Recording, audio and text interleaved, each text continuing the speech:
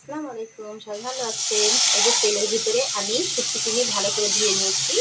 দিয়ে এই যে শুটকি চিংড়িগুলো ভালো করে আগে ভেজে নেব। চিংড়ির সেন্টে ওটা রান্নাঘর ভরে গেছে। চিংড়ি এত সুন্দর একটা সেন্ট করছে।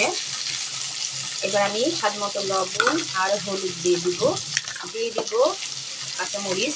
যারা যারা আমার পেজকে এখনো ফলো করেননি ঝটপট ফলো করে দেবেন, লাইক শেয়ার কমেন্ট করতে ভুলবেন না। সময় নাড়া করে ঢাকা দিয়ে ঢেকে দেব।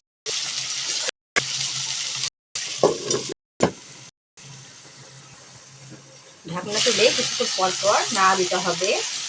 আধা সিদ্ধ হয়ে গেলে তারপরে আমি মোটা মোটা করে পেঁয়াজ দিব। গরমের সময় এটা খেতে খুবই ভালো লাগে।